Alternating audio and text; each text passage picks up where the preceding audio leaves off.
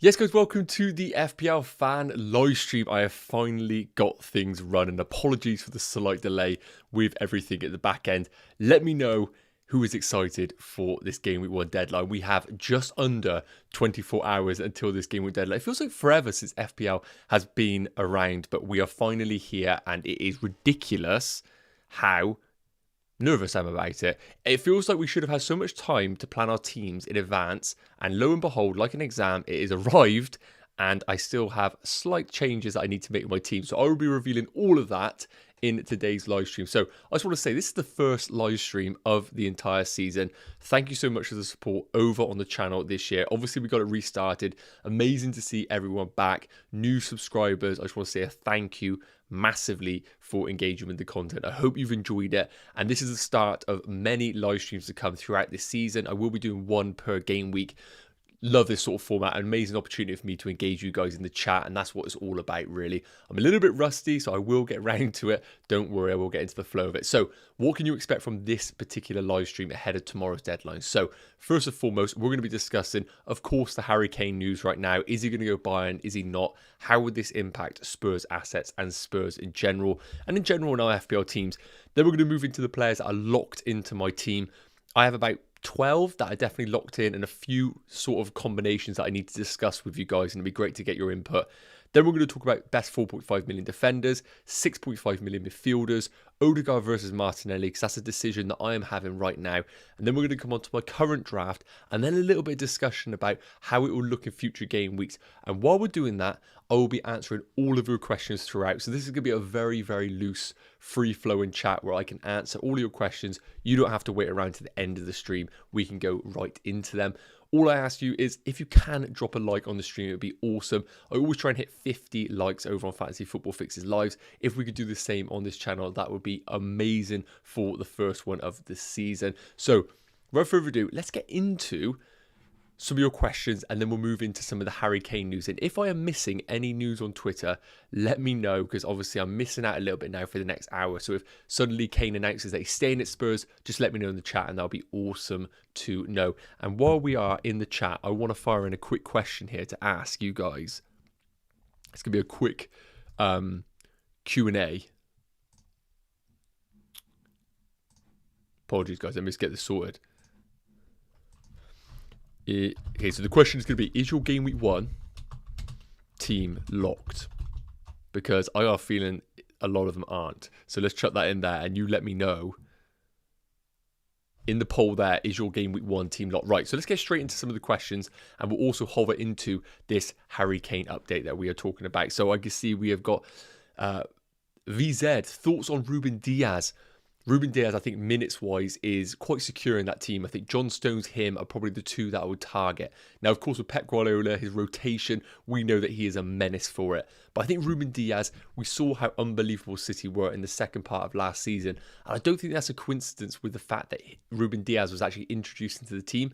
I think his minutes are pretty good. I think he's a really nice differential to John Stones. So I'm not against Ruben Diaz at all. And Ollie's saying, rate this team from 1 to 100. A little bit different there, but I'll give it a go. It's Johnson, which is worth noting, I think is one of the best 4.5 million midfielders, goalkeepers in the game. Stupinan, Gabriel Stones, Rashford, Fernandes, Saka, Martinelli, Mitoma. Decent midfield, Haaland, João Pedro. Areola, I'll swap Areola with Matt Turner now that he's been announced as a Nottingham Forest player in the game. It is worth noting. Botman, Chilwell, Visser. Okay, so the team as a whole is really strong. You've got a really strong bench, which I'm a little bit worried going forward for you is going to cause a few headaches. What are you missing in this team? Well, you've got the double Arsenal midfield, which is great. You've got Mitoma, which one would argue is the best 6.5 or not. Forward line. I like the 8 million in Watkins. However, if you are in a position where you're spotting João Pedro, I'm a little bit worried about. And the reason being is at 5.5 million, others that are going for this strategy have money in the bank, which means they can upgrade João Pedro to any other forward. All your money is invested in your bench. So if Darwin Núñez, Nicholas Jackson, Watkins become very, very, very kind of hard to ignore, you're in a spot where all your money's tied up on your bench. So it's going to be very difficult for you to take the money out to then invest in your forward. So I would potentially look to either downgrade Visser to a 4.5, give yourself some funds in the bank, or simply make way with Chilwell if you are not going to be starting in, week out. Otherwise, team is good. If I had to rate it, let's call it 71. I don't know exactly. MDM Gaming, Mo Salah or no Salah? I'm still on the fence. I've been no Salah for a very long time now.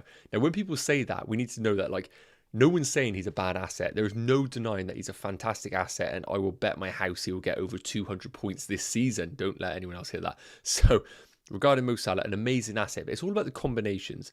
You could get Mo Salah and maybe a 6.5 million midfielder, or you go for all the way down to like a Fernandes, and that becomes Fernandes plus an Arsenal midfielder. And that's where the decision needs to be right now in the game. How is your squad balanced? Yes, you have Mo Salah and a powerful FPL asset, but I like spreading the funds elsewhere in the squad, especially when we have so many amazing midfielders between 9 million and 7 million.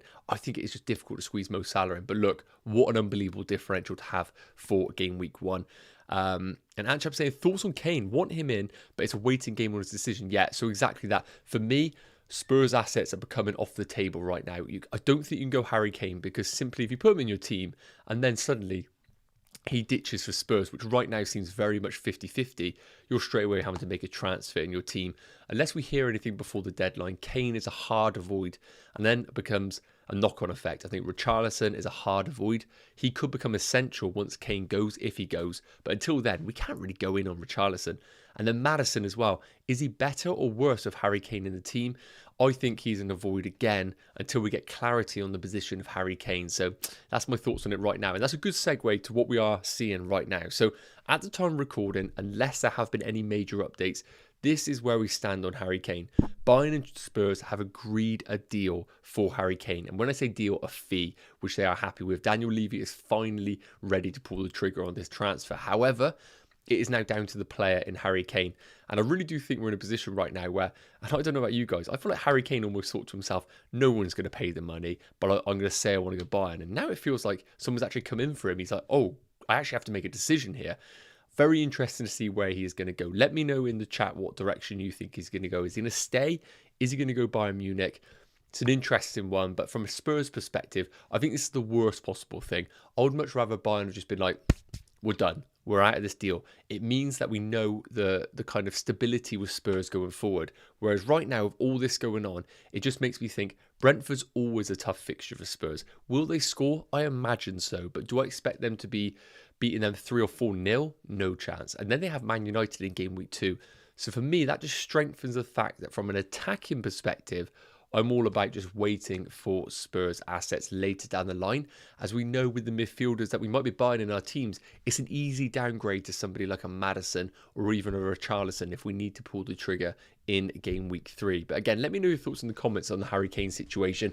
Would you go? I probably wouldn't. I'd probably just get that record in, I think, and then pray that Ange gets you a trophy, maybe the FA Cup or the Carabao Cup or whatever it is. So, before we move into the lot players of my team, I want to dedicate a bit of time to the Q&A here. Just answer some more questions, and then we'll go straight through into the next section. So I see a bit of spam in there as well, so I'm going to leave it for now, but I might have to kind of like check that out in a bit. So we got what we got in here. MSS is saying, we know that Matoma is clear for the first few game weeks, but I've seen usually he opts for Matoma. Just want to know why you made the... Oh, chatting about myself. Oh, okay. So we're going to come on to 6.5 midfielders in a minute, so make sure you stick around for that one there. I didn't realise you were chatting about myself there. And Boa was playing up front for Brentford, so will he get more points for goals and clean sheets in the long run better than Matoma? So obviously from an FPL point scorer perspective, he doesn't actually physically get more points. But I do think Mbeumo is, minutes-wise, looking like the best option between him and Matoma. And I think he is becoming that Brentford talisman, which is always a really big factor when we are considering FPL options. So, yeah, we're going to come on to that one in a bit. Make sure you stick around for it, because I think there's a lot of stuff we need to talk about there. Emil, love you too, buddy. Jack, Salah, I think that's it. Mayan saying Pedro and 1.5 million in the bank, or Jackson. Really interesting one. For me, the injury to Nkunku is massive from a Chelsea perspective. Could Nicholas Jackson hit the ground running? Absolutely. But for me, with that Luton home fixture, I think I would rather lean in towards João Pedro at 1.5 million in the bank, knowing that I can upgrade any certain part of my team. I think with Nicholas Jackson, I feel like with the fixtures, knowing that in game week 3 they have Luton at home, I believe, you're never going to sell Nicholas Jackson because he's just going to be a firm hold for you. I think the information is going to become very clear early doors whether João Pedro is a good option or not. And for me, I think go for João Pedro, money in the bank. And if suddenly he becomes just an unbelievable asset that everybody needs to own, you have him and the money in the bank. If you were to go for Nicholas Jackson and he doesn't hit the ground running, I just think he's a very tough sell, knowing what comes ahead in game weeks 3 and 4. And he is just going to stay in your team week in, week out when you think to yourself, oh, but this is the week he'll go off. That's my thought process right now. And I do think João Pedro is just a great asset, but it's just whether he's a goal scorer in that Brighton team is the real thing we need to discuss. Will Ferguson start? I'll be very surprised if Ferguson starts. I personally think that we're going to see a front two of Welbeck with João Pedro in the 10, and then we're going to see Matoma off the left. The right's a little bit up for grabs right now. I'm not too sure who's going to play on that side, and then we'll probably see Gilmour, and then the other midfielder is a little bit up for grabs right now. It is worth noting. Yes, anyone that's asking, do I do this week in, week out? Yes, this will be a regular thing where I'll be doing a live stream at the back end of the week towards the game week, and then I'll be revealing my team in a future video. So for example, my official team will be out tomorrow morning. I think I'll have that locked in. I just need one more sleep to confirm a few other positions, which we'll discuss in this stream. And then of course, I will have my team locked in. Solly March, no, not an option. Again, if I'm missing your comments, I do apologise. We're just trying to skip through to see if there's any particular ones right now. JJ Films Talk, spamming a little bit, but I will answer it. Hopefully that will end it. João Pedro and Grealish or Vista and Bowen. Not really assets that I've considered, to be honest with you. I think of the two, I would rather go for João Pedro and Grealish myself, but then I'd question and say I'd rather go Foden than Jack Grealish and just go for the real upside that Jack Grealish, that Phil Foden does offer in our team. So, guys, as I said, I'm going to be coming in and out of this chat throughout this entire stream, so make sure you do drop the questions in. But I'm going to move on to my locked players going into game week 1, as I'm conscious I won't get through this stream otherwise with the slides that I've prepared. So again, if you are in the chat, make sure you do drop a like if you are enjoying the stream, and also hit that subscribe button so you are following the account throughout this season, you legends. Right, so let's go into the locked players of this season. I haven't got any fancy slides right now, but I will get into it eventually once we go through the season. So look, there's 4 spots left in this team. This is how my team is looking based on a locked perspective. So we're just going to go through these quickly. Goalkeeper, my main goalie is still up for grabs, but Matt Turner is in. Anyone that doesn't know, he's 4 million. He's just moved to Nottingham Forest, and he's officially a Nottingham Forest player in the game. We couldn't put him in previously because he was an Arsenal player, and everybody was blocked off with Arsenal players. So now Matt Turner's in. Get him in your teams. He's the best 4 million. Yes, they might sign Dean Henderson on the last day of the transfer window, but before that, I just think get him in and pray that they don't sign Henderson, as he is a steal at 4 million. Defenders, Chilwell, Estupiñán, Gabriel and Kabore are in. The last defender is up for grabs, and I've put there as a 4.5 million because the options that I'm looking at are all 4.5 million. So I've allocated that amount of budget for that 5th defender. For those asking about why John Stones isn't in the team, I think John Stones is a fantastic FPL option. There's no denying it. But for me, what I've seen in pre-season, with the way that Chelsea are playing right now with a flat 4, but in attacking phases, Chilwell is expected to basically make 80-yard runs all the way down the flank, with the winger slightly inverting, but it'll be interesting to see how it happens without Nkunku in the team. Reece James then kind of comes into that back 3, but also expected to dictate play from a right side midfield, defence midfield position. So it's really exciting what we're seeing from Ben Chilwell, getting into some really attacking positions. And for me, I want the player that gets me excited, and that is going to be Ben Chilwell in this team. And importantly, I want him from game week 3 onwards. I don't want to do John Stones for 2 game weeks and then move him out to Ben Chilwell come game week 3. I just want to get it done. And with Liverpool down that right flank, they're not going to have a centre defensive mid for game week 1. They could be so exposed on that right flank. And lo and behold, that is where Chilwell likes to feast. So hopefully that is the spot where we get some points. Estupiñán and Gabriel have just been locked in for me. And Kabore, the best 4 million defender. Right, moving into the midfield. Saka, Rashford, Bruno Fernandes have been in for about 3 weeks now. I just haven't really looked past them. Saka, the golden boy on penalties, guaranteed minutes. And it's worth noting, as a bit of a caveat to all of these players, we need to remember the new rules that are in Premier League football. They're going to be adding on what we saw in the World Cup added on time, which is massive, because if somebody like a Martinelli was to come off at 70 minutes each and every week, but games go on to the 100th minute because we're seeing 8 to 10 minutes added on time, those players like Saka, who play most minutes, are going to get nearly half an hour extra football each and every game. And that is why I've blanked out that fifth midfielder, which is going to be between 8.5 and 8 million, as I'm really in a deliberation right now whether Martinelli is the high ceiling pick that we're all talking about, or Odegaard is the better option at 0.5 million more. But remember, he's going to play considerable more minutes is the assumption going into game week 1. So that's a debate that we're going to have later on in this stream. Make sure you do stick around for that one. And the other midfielder is going to be a 6.5 million. There's too many. There's too many fantastic 6.5 million midfielders for us not to go down the route. It's just which one to go for. I'm still a little bit tempted to go a certain direction. Matoma, Mbeumo, Eze. Those are the three that's up for debate. Diaby is not in my thoughts right now. A new player into the league, but importantly, as you can see on your screens, I'm going for Watkins as my 8 million midfielder, which means I don't really want to double up on the Aston Villa attack in the opening game week. So for me, I'm just going to go for Watkins as my Aston Villa asset. And later down the line, when the fixtures get better, that might be the time to double down on the attack. I don't think we need to do it in game week 1. Obviously, if you're not going about Watkins, then I think Diaby becomes more of an interesting asset for your teams. But as I said, 6.5, we're going to come on to that in the next slide or the one after. I will discuss that. Haaland, just locked as they come. And Mbeumo. Are we expecting game time from Mbeumo? Maybe. But if Balogun goes, then I'm just doing sideways to Balogun. Come game week 1, game week 2. And that'll be a simple transfer because it'll be absolutely worth it. So let me know your thoughts in the chat, guys. Who are your locked players going in? I think this is a really nice way of kind of understanding the players that are non-negotiables for you. And then you kind of start to fill in the gaps a little bit. And this is the way that I like to do it with my Game Week 1 team. And again, it's worth noting, we need to say that Game Week 1's the hardest game week. Like, we have no information. There's so many new managers in the league, different systems. We have no information whatsoever. Come game week 6, 7, we have a few games where we can use data to make our decision making. So you need to understand, don't get hard on yourself if you make the wrong decision here. That sounded so wrong. Don't be too hard on yourselves if you're in a spot where you get the wrong pick. Like Watkins isn't the option and Jackson actually is. Those things happen. We live and learn with those decision making. So that's the team locked. I'm going to move on to my next section, which could be the combinations that I am debating right now. That's quite an interesting slide, which will be beneficial for you all. But just want to quickly look at some of the chat here, what everyone's saying. Again, thank you so much for everybody that's tuning in right now. Thursday evening live stream. I thought it was a good time just to go through some of the thoughts because tomorrow is going to be carnage with live streams. So many amazing content creators out there. I'm not going to name them all because there's so many great ones. But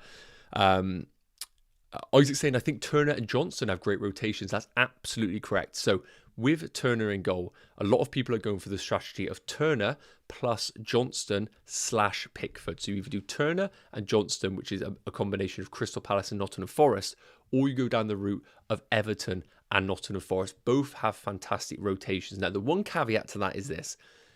That's the premise that Dean Henderson doesn't join Nottingham Forest as the number 1. So we do just need to remember that, as there could be a slight chance that that could happen. And then the rotation kind of dream comes to an end very quickly. But it doesn't really matter either because Turner is still the best 4 million and you will simply just play your 4.5 million goalkeeper week in, week out. So there's definitely an argument just to go down that route. Chris is saying Trossard or Havertz. And at the time recording right now, I would actually favour Havertz at 7.5 million. I think he either plays as the 9 or as an 8. Whereas Trossard, I think, while he's been fantastic and he may well start, I just couldn't really justify going down that route of Trossard. It's just a little bit difficult to decide on that one. Dom Dewsbury saying template with the snoring emojis or the things. And that's absolutely true. And I think that's the big thing really is you need to really play the game the way you want to. I think some people really hate the template and I absolutely understand it. I definitely was one of those people. But the way I look at it is the template is a template for a reason. They are simply the best picks in the game. Now, that might be your best pick, but realistically, I think it's a case of some people try to really swing against the template team and then they kind of really start to make arguments for things that aren't necessarily the case. So some people might say, Saka, not a good pick, his numbers aren't great, but I think you kind of make your own narrative and you start to really go against some template players because they're quite boring. For me, I think game week 1's a really good opportunity to be a little bit boring. I know it's dull. Go for the template players because they are just simply some of the best players available. And then we look to make our differentials along the way with our free transfers or even some rogue captaincies if you want to go down that route. But with Haaland in the game, it is very tough to do that. So let's move on to the combination screen, which I think is really interesting. It gives you a bit of an insight into what I'm kind of looking at right now. I'm just going to move myself a little bit so you can read the rest of that writing there, and we will get into this section here. Now, as I said, I got 4 places up for grabs in this team unless injury news comes out or a transfer happens. Goalkeeper, defence, and 2 midfield spots. And this is the route that I'm looking at right now. So I either go for Onana between the sticks, and it's worth noting, because of the Man United kind of effective ownership in defence, and I think his bonus points are going to be good because of what we saw in pre-season, his passes, his completion rate are going to be very good for his bonus baseline. So if Man United keep a clean sheet, he is going to look very good on the bonus points. But of course, at 5 million, it means that we have slightly less money to spend. Now, the 4.5 defender, the 6.5 midfielder is locked in, but it does slightly change the budget allocation for the midfielder. So in this situation, the Onana route, I only have 8 million to spend, and that would go into Martinelli. I think Phil Foden, I just don't want to go down that route unless we get early Man City team leak that he's playing. Then I might get tempted. I'm not going for Spurs right now, just too much uncertainty, and I don't really like the fixtures against both Brentford and Man United. So Martinelli would be locked in if I went down this route. However, I've discussed to you about how I think Odegaard is a brilliant Arsenal asset that's being really overlooked, and I think his minutes are the real thing that's tempting me in. Now, if I was to go down that route, then what I would do is go for Johnston between the sticks and go for the Crystal Palace Turner rotation. I just prefer the Crystal Palace defence slightly more than the Everton defence. The defence and midfield price bracket will stay the exact same, but I will go for Odegaard in this team, or if I was feeling a little bit brave, I would go for Martinelli or a 7.5 if one did emerge and keep the money in the bank. That's kind of the route that I would consider. But if I was to go to Johnston, I would like to allocate the money into Odegaard, knowing that I can come down to Martinelli in game week 2 if I really have made a mistake and Martinelli truly was the best player to go for. So that's the kind of route I'm thinking with right now. This is the only direction my team is going to go, and it really does depend on the Arsenal midfielders and which one I prefer. Let me know your thoughts in the comments. I'd be really interested to know. If I just pop it in a poll here, I'd be interested to know what you guys think in terms of... Let me just put a poll out, and I'll just put... Basically, I'm going to put in here Onana, which combo I'll put in. You guys just let me know in the chat. I'd be super interested to know, because it'll help others as well. I think others will be in that situation. We're going to call it the Onana combo, and we're going to call it the Johnston combo.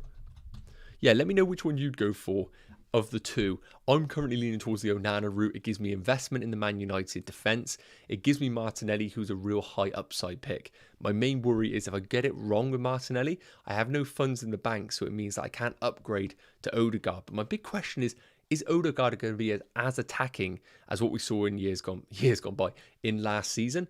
Or are we going to see Havertz deployed as an 8 and Odegaard being more expected to be a tempo controller in that midfield rather than that kind of like key passes kind of asset? I'd be really interested to know the direction that Odegaard takes up this season. Gustav saying, I think Onana should be locked. That United defence looks stable this season. I think that's a real fair shout. I think United's defence have always been pretty good. Now Maguire's gone, might even improve it. So it'll be interesting to see how they get on this season. Is Robert Sanchez an option for me? No. We haven't seen any clarity on whether he is going to start for Chelsea. If Kepa goes, then definitely he could be a consideration for our FPL teams. I see a few people leaning towards the Onana vote already. Again, if you could put a vote on that, that'd be awesome just to see. Is Trent a good pick? Yes, Trent is a fantastic pick. And this comes down to the same thing as Mo Salah, where basically nobody is saying that Trent is a bad pick. It's just the other options available in the game that we can go towards that make us tempted to save a bit of cash. Trent at 8 or 5.5 for Ben Chilwell, for me, is not a decision that I need to make. Ben Chilwell, invest in funds elsewhere to improve the midfielders that I otherwise would go for in my team. I think it's a no-brainer right now. Unfortunately, they have priced Trent quite high, which is difficult to justify in our teams. Okay, so that's a little bit of an overview on the player combination that I'm looking at going into game week 1. Let's go into the defenders that I'm considering at 4.5 million. So take a little mental image of this. We're going to be looking at the 4.5 million defender that will work with the team that I currently have. So this is what we're looking at. And again, I've messed up the camera. I'm woeful at this. Right, here we go. We're back. Okay, so These are the three 4.5 million defenders that I'm looking at right now, and I know it is very, very hypocritical that I have a Spurs defender in this combo, but hear me out on this one. So, discussing my defenders, I have got Ben Chilwell, Estupiñán, and Gabriel as my three big boys in defence, and they are going to play, barring injury, the first 3 game weeks regardless. Chilwell, I'm never benching because he's so attacking. Estupiñán's first 3 are the only reason why we've gone for him, and Gabriel's fixtures are fantastic. We're not going to be swinging against Arsenal defence in those opening 3. So it's beyond game week 3 where I want to start looking at for a 4.5 million defender, because they just simply aren't going to play for me unless somebody doesn't start in my 11. And these are the 3 that I've narrowed it down to. So first up, Rico Henry, and it's worth noting he is flagged on the game, but unless he's ruled out over long-term injury, he is simply going to come straight back into that Brentford team as soon as he is available, as he's so important to the way that they play, either as a left back or a left wing back. And realistically, I only want these defenders from game week 4 onwards. So I've compared these all to Brighton's fixture, because Estupiñán would be the one that comes out of the team to go onto the bench, or he will get sold. But I want to plan it as if Estupiñán will stay in my team. And the reason being is, I think long term, he's just such good value. And when we look at game weeks 4 and 5 for Brighton, they have Newcastle at home and Man United away. Not favourable fixtures at all. But game week 6, they're at home against Bournemouth, which is a favourable fixture, I would argue. 7's tricky and 8's tricky, but 9 and beyond are really good for Brighton. And I know we might wildcard around game week 9, so that changes the perspective of it a little bit. But I do think that that Brighton's Estupiñán could be held if we go for the right combination. So first up, Rico Henry. I want you to look at game week 4 and beyond, maybe even game week 3 in this situation if he is confirmed fit. We have the combo here of tricky fixtures for Brentford to start at home against Tottenham, but in game week 3, we can play him at home against Crystal Palace. We then play basically Henry in every single fixture and beyond. This is taken from Fantasy Football Fix, so make sure you do check it out. Shout out to them. But the Brighton-Brentford combo does work. But it basically means that in game week 5, we have a tricky game for both players, which is worth noting. And in game week 8, both have tricky fixtures. So we're not really getting a favourable fixture in game weeks 5 and in game week 8. Now, moving into the Spurs option, Destiny Udogie, if anyone doesn't know, has been fantastic in pre-season. Been really, really attacking. Looked very, very assured. And we are expecting him to be the starting left-back in this Spurs team. Once again, we would play Estupiñán for the opening 3 game weeks. But then in game week 4, Udogie away against Burnley, not the worst fixture. And in game week 5 at home against Sheffield United, which once again is not a bad fixture at all. Then we bring Estupiñán back in for that great game week 6 fixture, and not the worst one in game week 7 away against Villa. There could be attacking returns there. And then we come into game week 8 when Brighton are at home against Liverpool. We play Udogie away against Luton. And this combination here, I believe, is actually more powerful than the Rico Henry one. The big question mark here is, does Udogie play week in, week out? Or is he just a bit of a pre-season fling? And eventually Ange may bring in a left-back at the back end of the transfer window, which could affect us. So it is worth noting there is a risk for Udogie's minutes long-term if we are going for this sort of strategy. And last up, Sven Botman. We know that Sven Botman is probably the best 4.5 million defender in the game if we look at it over the course of the season. But for the opening game weeks, Newcastle's fixtures are dirty. Aston Villa, City, Liverpool, Brighton. Realistically, he wouldn't play in any of those games. But after that period, game week 5, we have him at home against Brentford. Game week 7, we have him at home against Burnley. And game week 8, we have him away against West Ham. Now, the big problem with Sven Botman is this. He is quite heavily owned for a 4.5 million defender. And if some managers who had Botman from game week 1 see him concede, they're going to sell him for another 4.5 million defender that looks a lot better. So we could get to game week 5 and I have Botman in my team and he might be 4.3 million. And we're in a real pickle then, because if he was to get injured, I'm going to have to sell him at a lower cost. It is a real problem for the team. So I don't like looking at a defender that I basically am not going to play for the opening 4 game weeks and then look to bring him in game week 5. I'd rather have a defender that maybe I'd consider playing in game week 3 or game week 4. So that's my real caveat of Sven Botman, and a reason why I am probably having him as my 3rd pick in the team, even though he plays for the better defence. If I had to pick one right now, from an exciting perspective, I probably would lean towards Udogie. I know it is very brave. I know Spurs are very unpredictable right now, but from a rotation perspective, if I had him in my team, I would feel very comfortable playing him in 4, 5, and 8. Whereas in Henry's case, I've got a terrible fixture in game week 5 and a terrible fixture in game week 8. Now, of course, there is a route we could do. We just sell Stupinan, which is absolutely a viable strategy and something that could definitely happen. But I like to know that if I am going to put a 4.5 million defender in my team, they can rotate well if I was to keep a Stupinan if he is in a position where he just goes into the next level and is an unbelievable attacking monster. So I'll be really interested to know in the conversation, guys, in the chat, which one you would lean towards. I'll be really, what's the word? I cannot talk. It'd be really beneficial if we could hear your thoughts. I'm just going to drop another poll in. I love the polls today. Which defender... Hopefully you guys enjoy the little engagement here. Henry, Udoji. And let me know in the chat, are you going for Udoji or is it just me? I know he's like ridiculously cheaply owned. That's in the chat, guys. Also, a few shout outs. 4.5 million for Lewis Hall could be an amazing option. It is worth noting at Crystal Palace, but that deal hasn't gone through yet. So I'm a little bit worried about that one right now.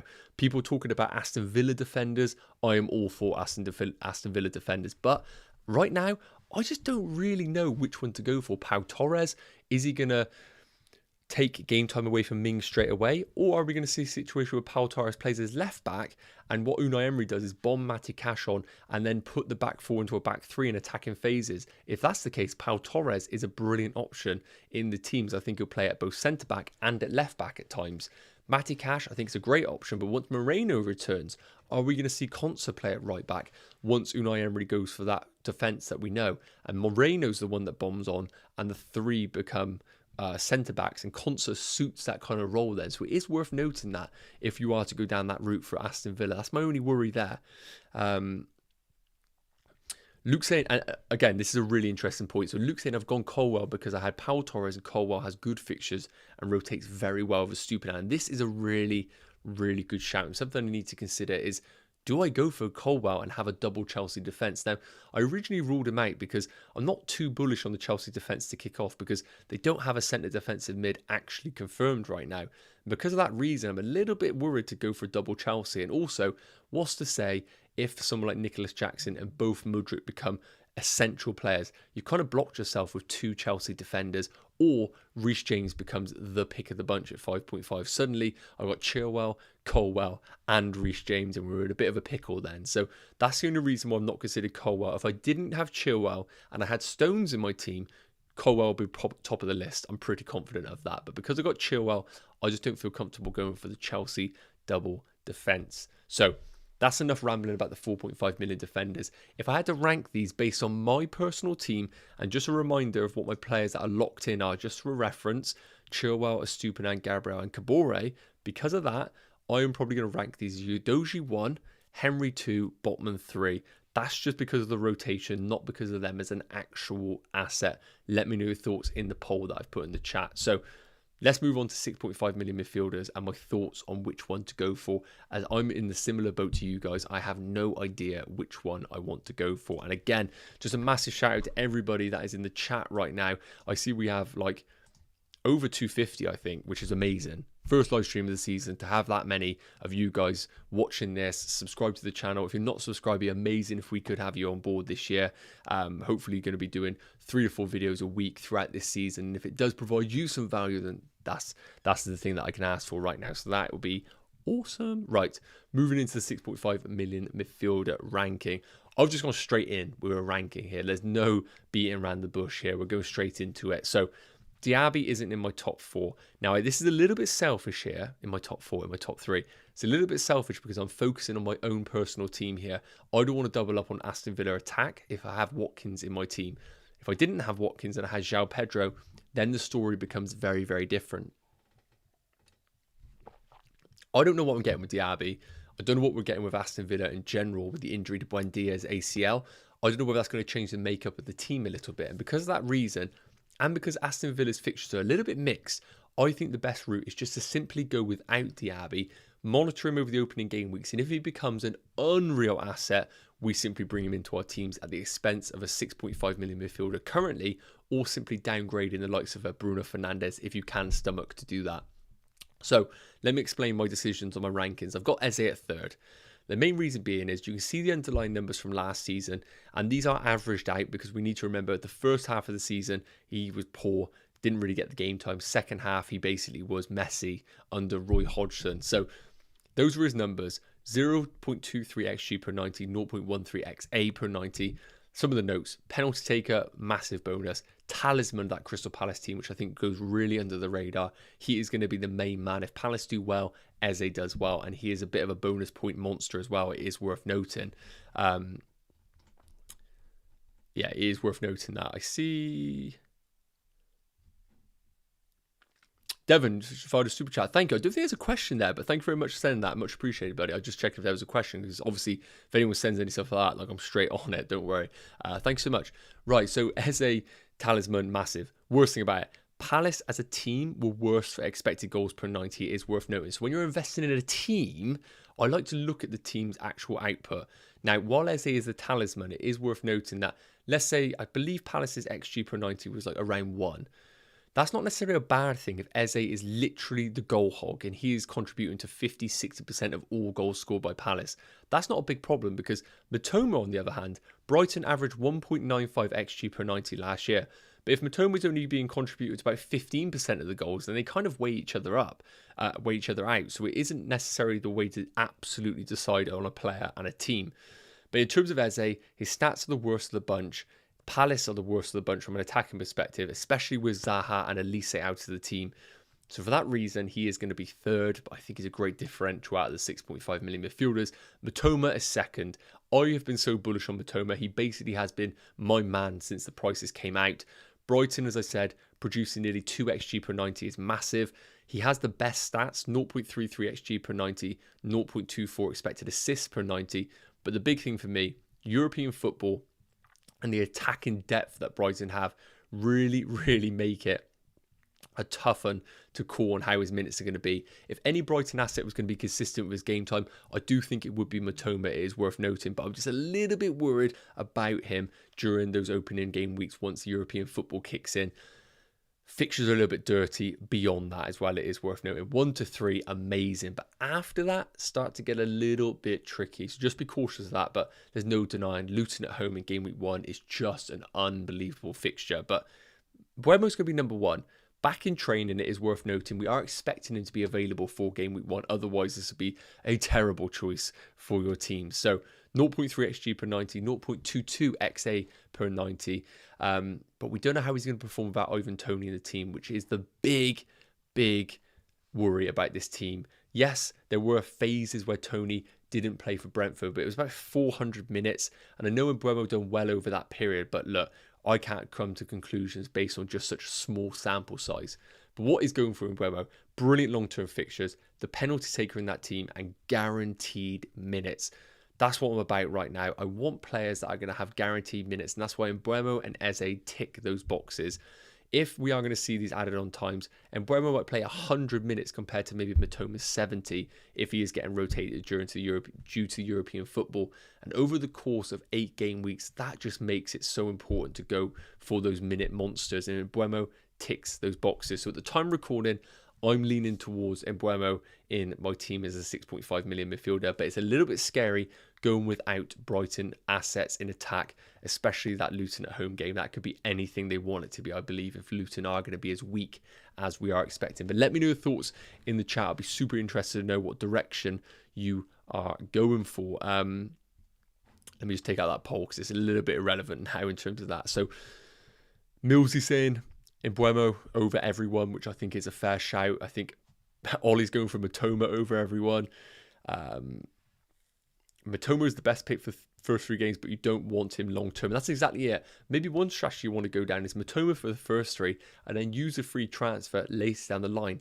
If anybody's looked at their team beyond game week 1, I actually think free transfers are going to be quite hard to pull the trigger on. Arsenal's fixtures are so good at the start. United's are so good at the start. You're not selling Haaland.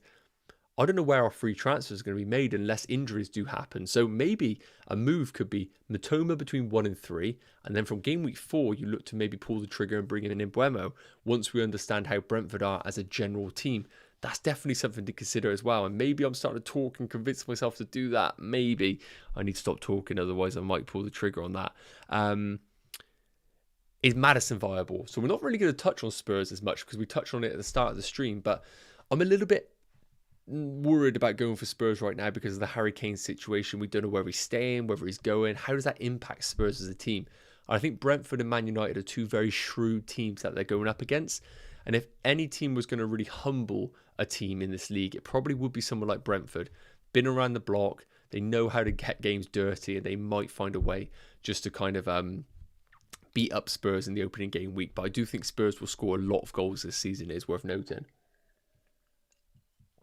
Right, so that's my thoughts on the 6.5. You can see the ranking on the screen here.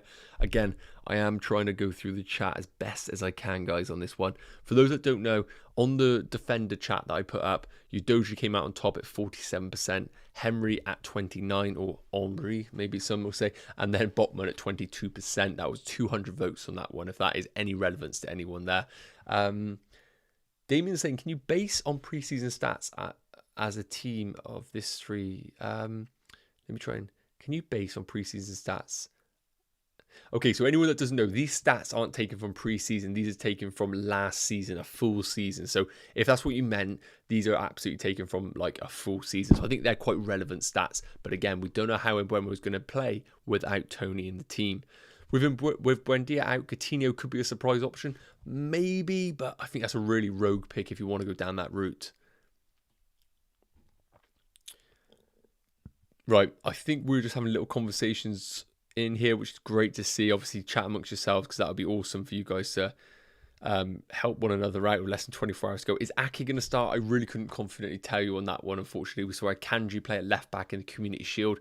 We could easily see that once again on there. So I'm a little bit worried about Akanji myself. I wouldn't invest in him myself. I would have Diaz and Stones ahead of those. Right, let's move into some Arsenal discussion because I think Odegaard and Martinelli are the two that are really making me sweat going into game week 1. So let's get a little bit of a slide up on here. And again, shout out to Fantasy Football Fix for the heat map and the underlying numbers of both players. This isn't actually how it looks on the website. I've kind of cropped together so we can fit them on our screen so we get an idea. So this is worth a poll. Like, this is absolutely worth a poll right now. So we're going to chuck it on. We're going to put on here simply which one. I'm loving the polls, by the way. Absolutely loving the polls. Odegaard, Martinelli. So, I'm going to put the poll out, see what you guys are thinking. And let me just tell you why I'm kind of thinking about it right now. For those that didn't see my locked players, this position is one really up for grabs right now. So when the prices come out, 8 million for Martinelli, he basically was an absolute lock in my team. I thought to myself, how can you put a player like him at 8 million? He's just unbelievable value. His stats at the back end of last season were amazing. And he's cheaper than Odegaard, which is just a massive bonus and kind of the thing that should dictate your decision. However, the players that Arsenal have signed, the Community Shield, yes, I know it is one game. We can't really read too much into it. It started to make me think the argument about what I've said already, minutes versus explosiveness. Are we going to consistently see Martinelli taken off? Are we going to see that? And that makes me think Odegaard's minutes, which are way more secure than Martinelli, over the course of 8 game weeks, is going to pay itself off more than what Martinelli can offer. Now, we've got the touch heat maps on your screen here, and you can see kind of what you expect. If I said to you, what does Martinelli play like, it's going to look like this heat map, isn't it? Hogging the left touchline, coming in off that left beyond the forward, because everyone knows any striker that plays for Arsenal, apart from Nketiah, drops in a little bit deeper. We saw it from Havertz, we see it all the time from Gabriel Jesus, and Martinelli makes that run across the pitch, stretching the team and getting into goal scoring opportunities from that left flank. Odegaard, on the other hand, is very much more centralised in that kind of what I'm going to call the Kevin De Bruyne right centre mid role. We always see Kevin De Bruyne in that kind of spot, whipping in those deep balls. Odegaard doesn't play like that, but he does look to link with Saka in those little half spaces, which we have come accustomed with. Making those late runs as well. You can see where the heat map is inside the penalty area. He scored a lot of goals from that area we have seen over the last season. And we have to remember, double digits for goals and assists is not to be sniffed at all.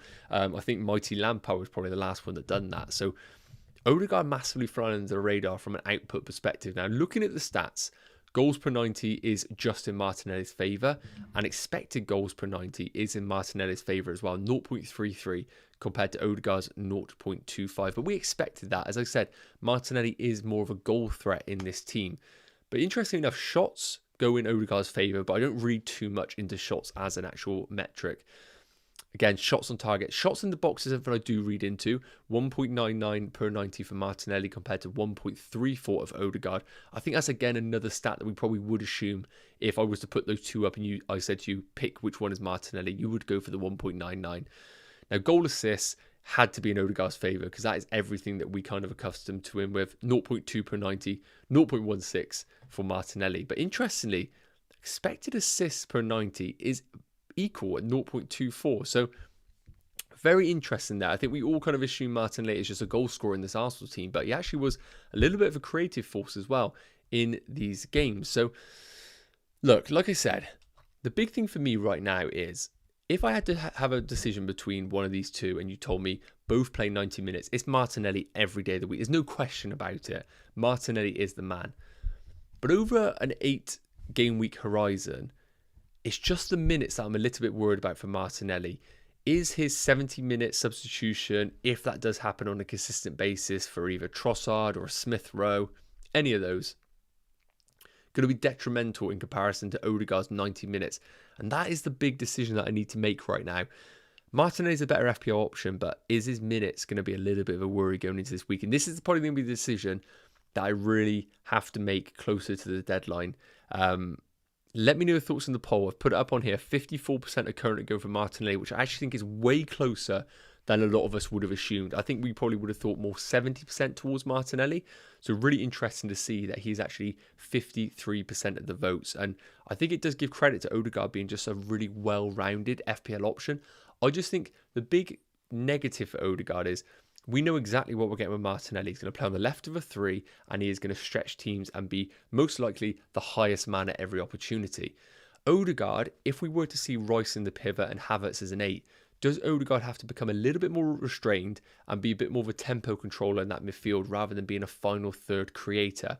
If we were to see that, the only good thing about Odegaard is because he's more expensive, we can just come down to Martinelli. If you were to go Martinelli, you don't have the funds available. You can't go up to Odegaard. So, yeah, that is the big decision right now. Again, let me know your thoughts in the comments. I'll be really interested to know. If I had to pick one, I probably would just lean towards Trossard because I'm an absolute FOMO monster. And I think I would just really be scared of not having Martinelli because he is such more of a goal threat. But look, those fixtures for Arsenal, we've seen Odegaard bully teams in the past last season at home, and that could definitely happen for sure. I just noticed you guys have smashed the 50 likes, which is amazing. I said at the start of the stream, if we can get 50 likes, that would be unbelievable. We're at 86. If we can get 100, that would be awesome. If you're watching this, you've enjoyed it so far, if you could get it to 100 likes, that would be amazing. And again, if you could subscribe to the channel as well, if you're not already, this is the start of many live streams throughout the course of the season. So if you could subscribe to the channel, that would be absolutely sick to have you on board.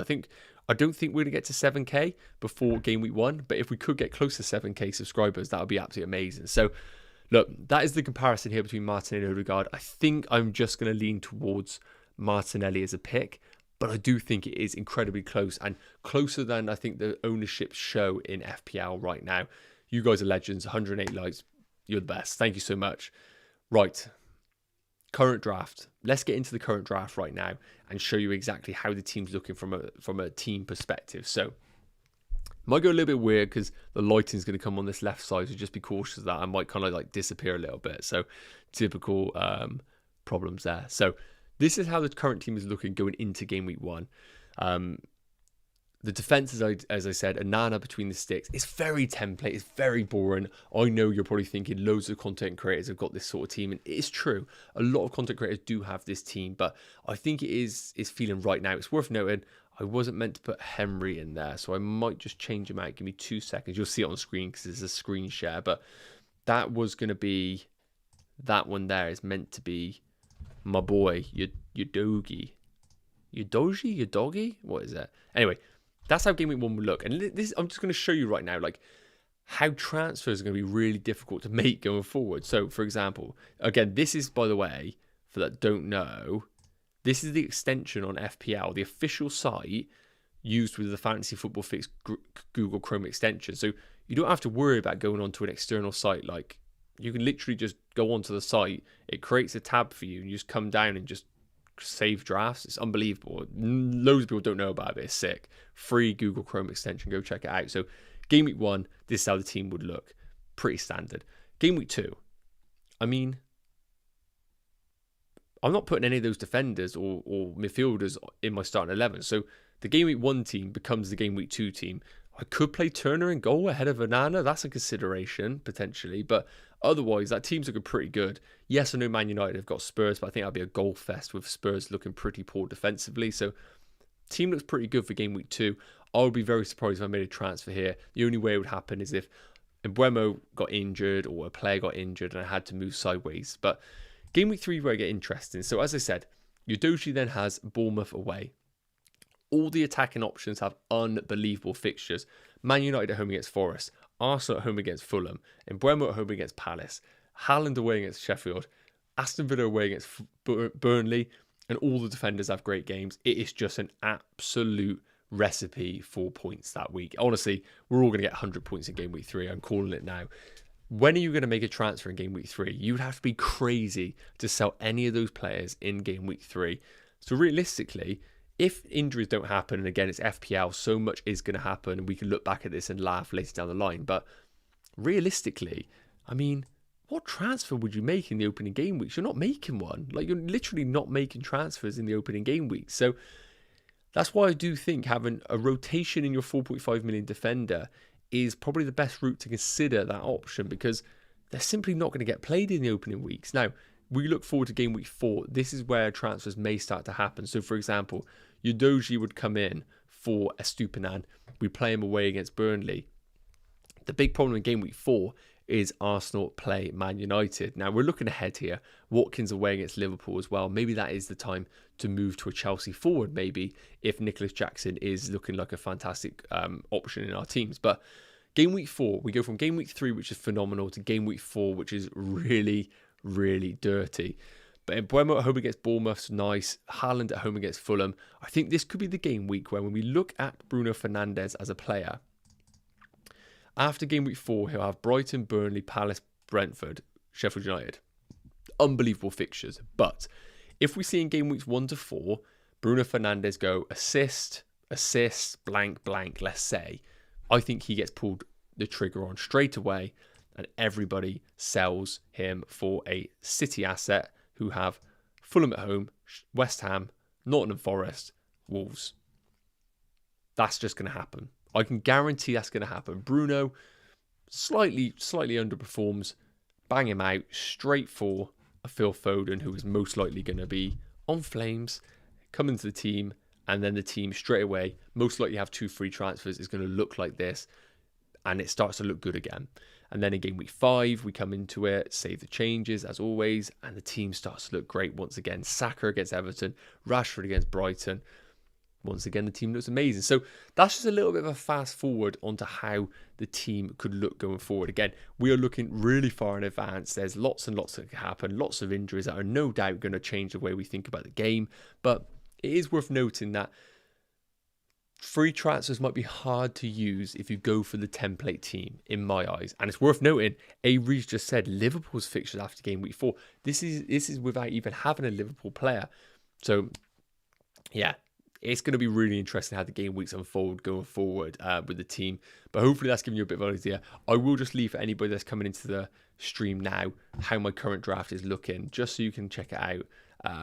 Just for reference for anyone that's looking at it. And again, by the way, look at this. It's a joke. It's so good. This is on the official site. It tells us the planned transfers. It's got the fixture difficulty rating.